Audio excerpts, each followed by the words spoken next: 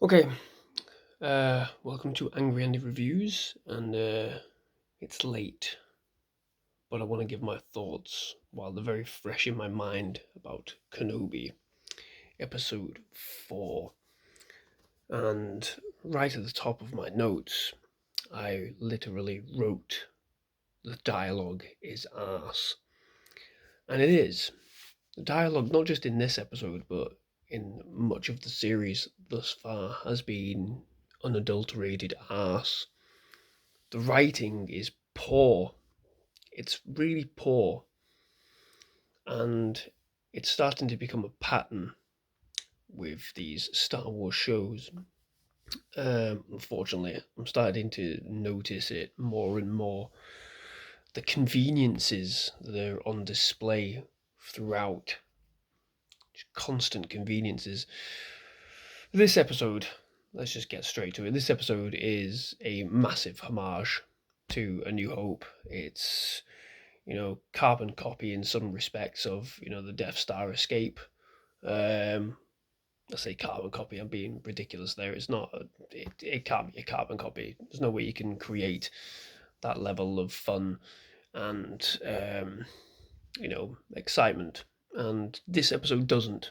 It doesn't create that level of fun, doesn't even create, you know, any real peril. The peril in this is mild.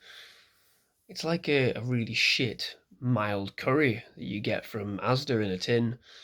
It's fucking bland. Really fucking bland this episode. And after we had a really good episode 3 with Vader, coming in full force, and really sort of, determined to get Kenobi, it fucking doesn't make any sense. I'm going to jump right to the end. He loses his shit at Raver for, allowing Kenobi to escape. Motherfucker, in the end of episode 3, you just stood there behind some fire while Kenobi wandered off, mortally injured. What the fuck are you on about? Oh, Christ almighty. Writing is ridiculous. Absolutely ridiculous. And like I said, there's convenience riddled throughout this episode. We see Kenobi swimming into the Fortress Inquisitorius, which is, it's a great little nod towards Fallen Order. And there are some really good references here. We see Purge Troopers in live action. They look a bit weird. They don't look as they do in the game, but it can be forgiven. But we see Kenobi swimming up to Fortress Inquisitorius. Cracking name, love the name. And yet, within 2 seconds, he's completely dry. He's completely dry. He's got that auto dry that they have in Back to the Future Part 2. Fucking what? Oh, Christ. Convenience. Let's just not even fucking acknowledge it. Christ almighty. And then the worst, well, I say the worst, one of the worst moments in this episode for me is there is an officer, a junior officer, who has legitimate reason to stop Tala, I think her name is, from entering Fortress Inquisitorius. And yet she blags him in order to get into the base by saying, I am your superior and you will do as I say. Well, in terms of security, he's not wrong. He should be challenging. He should be stopping you and informing another superior that there is somebody here who does not have full authorization to get here. It doesn't matter that you have fucking top secret information. If you're not registered to enter the base, you can't get in. You shouldn't get in because it's a fucking fortress run by Sith Lords, featuring, the home base of the Inquisitors. This is a fucking top secret military fucking base. You can't just fucking walk in. And I don't get it. There are countless people on that fucking landing platform, and none of them sort of, realize that this confrontation is going on, that she's blagging away in. It's fucking convenience. Absolute convenience. Rubbish convenience. Oh, God. Everything that happens is, just is bland and paint by numbers movement throughout this episode. We get moments that we think we're going to receive, some greater flavor, and yet nothing comes of it. There was the potential for Leia to be, you know, the sort of vessel that brings out Reva's backstory, and yet nothing comes of it. There's that moment where you think, oh, this is the part where Reva's gonna, explain, sort of like, you know, um, explain to the audience, through Leia, why she's doing the things she is, why she's behaving the way she is, what her reasons are for everything, because we haven't got anything so far. We've just had petulant performance, a petulant child as an adult, which is interesting if you're going to provide reason for why she's essentially a petulant child. And yet, no, they just blaze through it. They don't do anything with it. And Reva is more obnoxious than intimidating, and it's frustrating. I think the Inquisitors themselves are they've been badly mismanaged in this series. Completely mismanaged, completely underutilized, um, and it's no greater sort of highlighted than the fact that towards the end of the episode we have this ridiculous sequence where Kenobi wears a jacket, a really large jacket, by the way, humongous jacket, and he's sneaking out Leia inside the jacket and walking past countless guards, countless Imperial officers, countless stormtroopers, and not one of them can see these additional pair of legs underneath this jacket, which are, it's fine. Not everybody's looking at legs, are they? But there's something odd about the way he's walking. He looks suspicious, and not one single person within this Imperial fortress goes, that looks a bit odd. He's looking a bit shifty. Come on. Fucking hell. Not only that, but the fucking Inquisitors, the fourth sister, and this is it the second brother? I can't remember. They practically walk past both Tala, Leia, and Kenobi. Aren't they supposed to be force sensitive? Aren't they supposed to be able to, sense when a force user's nearby? Aren't they supposed to be observant? Fucking hell. Come on. And it takes until they get to the end of the platform before Reva comes out and screams, traitor, in a much less interesting way, much less powerful way than Kylo Ren says in episode 7. And I guess it's supposed to hearken towards that, really, but it's fucking impactless. Absolutely impactless.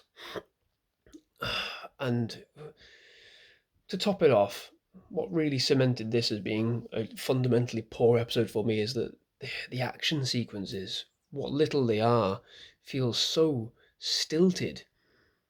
Feel absolutely stilted.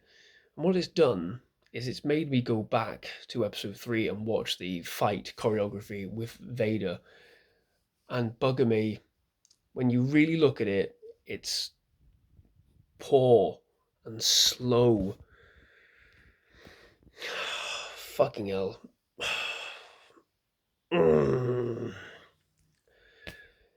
It's not good. It's not good, and I'm starting to get concerned. I'm getting concerned about the quality of these shows. This episode has really it's done for me what The Long Night did for me with Game of Thrones, where I was watching it and I noticed something and it completely spiraled to the point where I started noticing everything that was fucking wrong, everything that was, just completely mismanaged, completely, poorly executed. And it's happened here. Ewan McGregor is still perfect. I think at this moment in time, he's the one saving grace of this series so far. Hayden Christensen, you may as well not have got him back at this point. He's been completely underutilized. There's nothing of him. You wouldn't even know he was in it if you didn't see the casting. what's the point? What's the point of having him back in if you're not going to use him in some form or another, rather than possibly we're going to see him in episode 6 or episode 5 or 6? Fuck me, man. Just, it's poorly done. Really is poorly done. And for me, what's even more concerning at this point, and this is where I'm going to sign off, I think, because I'm probably going to upset a lot of people with this review, because I'm soured at this moment in time. Like I said, I enjoyed some of the callbacks, but I'm sick of callbacks being the thing that people take as the fundamental positives. Callbacks mean nothing if the fundamentals of the fucking show are shit. Dialogue, writing, pacing. The pacing was poor. This is a 40-minute episode, and fuck all happened, and yet it ended, so quickly. What are you doing with your time? Where's it going?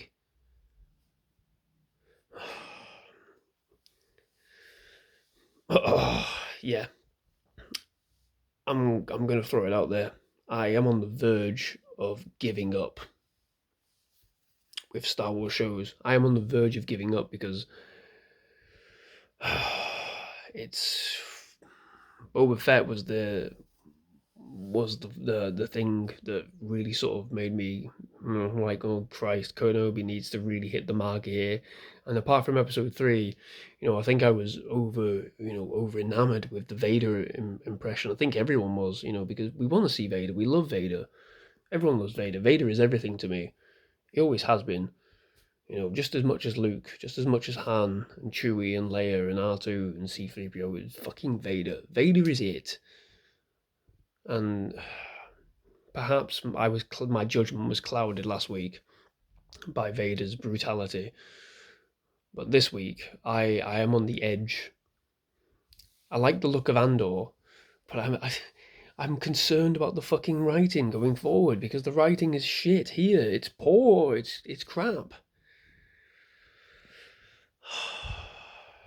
I'm gonna sign off, and if this has been a bit rambling, then sure, I'll have it.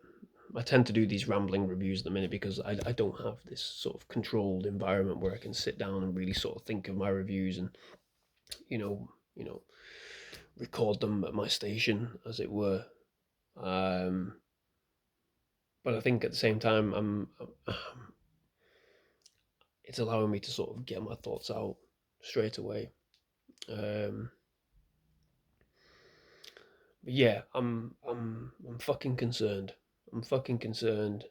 Really sort of like, am I thinking too much here? Am I really thinking too much?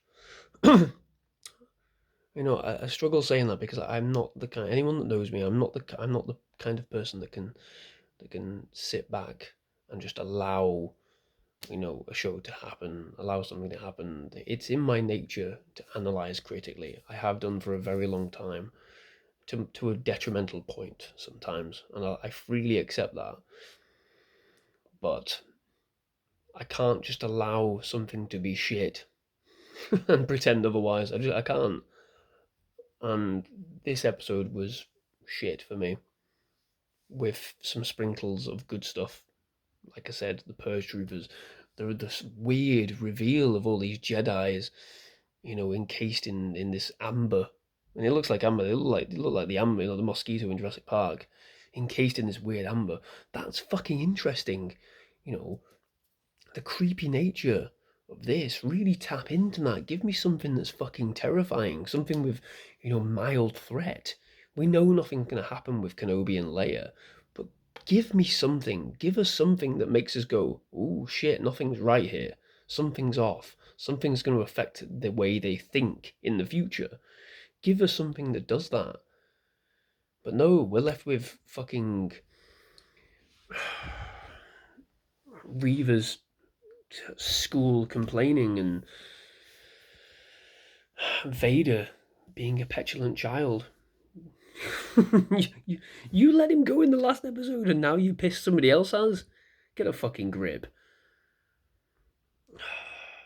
This has been a longer review than I thought it was going to be, and I'm not entirely sure it was a review, so I'm going to leave it there, guys. thank you very much for watching. If you enjoy these kind of reviews, leave a comment, like and subscribe to the channel as well. It will help. It will help. But yeah, thank you very much for watching, and let me know your thoughts on this episode as well. Let me know if I'm being too critical, if I'm within the same ballpark as your thoughts. Let me know, because I'm intrigued, because I'm struggling here. It's late. I am tired, but I'm also tired of what's on display. I'm at a weird realization point. Let me know what you think. Thank you for watching.